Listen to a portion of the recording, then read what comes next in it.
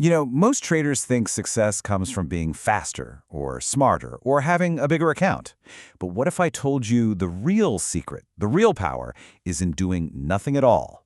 Today, we're going to talk about how to flip that switch, to go from a desperate, needy trading mindset to one of total abundance and control. Okay, let's get into it. Just let that sink in for a second. That's completely backwards from what we're usually taught, right? We're told that hunger and drive are what lead to success. But in the markets, that hunger can really turn into desperation. The strongest position you can ever be in is one of complete detachment from whether any single trade works out. It means you're just trading your plan, not your profit and loss statement. And really, this all comes down to two very different mindsets.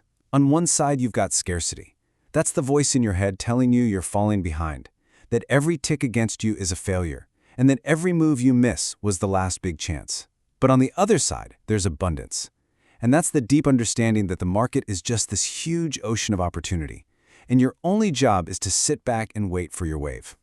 So let's really dig into the problem that trips up almost every single struggling trader.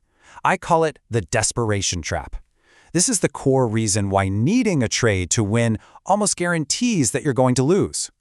Look, I know it sounds a little weird to talk about the market like it's a person, but trust me on this, it's true.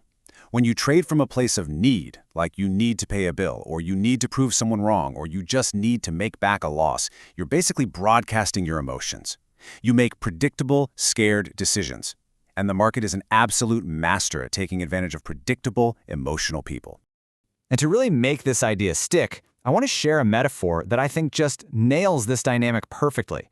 It's called the ex-girlfriend theory of trading. Think of the market like a really toxic relationship. If you're constantly calling it, texting it, begging it for a decent setup, acting like you can't live without it, it's just going to run for the hills. It's going to drain you. But the second you find the strength to walk away, to say, you know what, I don't need you today, well, that's exactly when all the attractive, high-quality opportunities start showing up on your doorstep. And this is exactly how it sounds in your head. The scarcity mindset puts this insane pressure on a single day. It's an ultimatum. I have to win today, or else. But abundance, it just zooms out. It understands that one day is just one tiny little piece of a whole year of 250 trading days.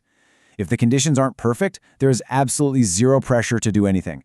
Now, all of this pressure, this scarcity, it explodes into a really common and honestly destructive behavior. So let's break down the anatomy of its number one symptom, FOMO, the fear of missing out.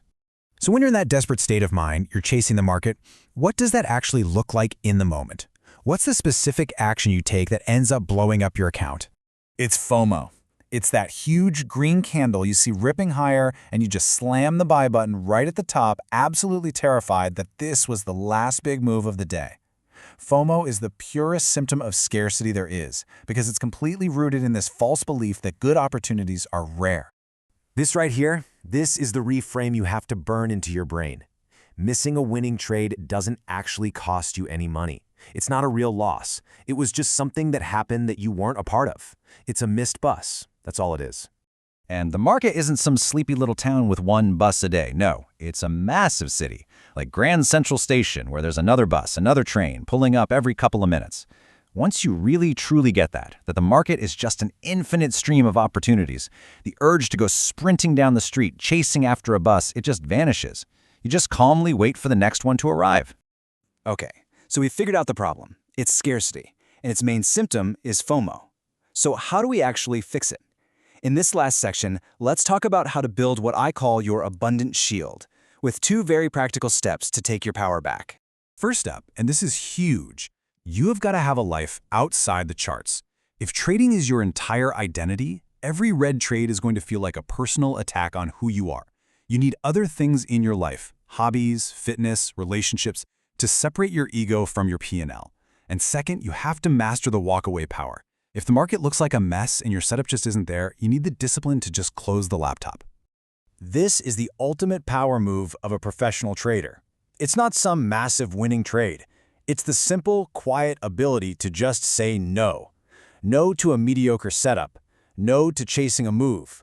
No to forcing a trade that just isn't there. That no is your shield. It's what protects your capital and your mental game for the A-plus opportunity that, trust me, is coming. At the end of the day, it all comes down to this one simple, undeniable truth about the markets. It's just a giant transfer of wealth, from the traders who need it now to the traders who are perfectly content to wait. All the money flows from the emotional and the desperate to the disciplined and the patient. So as we wrap this up, I want to leave you with this one question to think about before you place your very next trade. Just ask yourself, honestly, are you taking this trade because you need something from the market? Or are you taking it because it's a clear, conscious choice that lines up perfectly with your strategy? The answer to that question? Well, it's going to determine everything.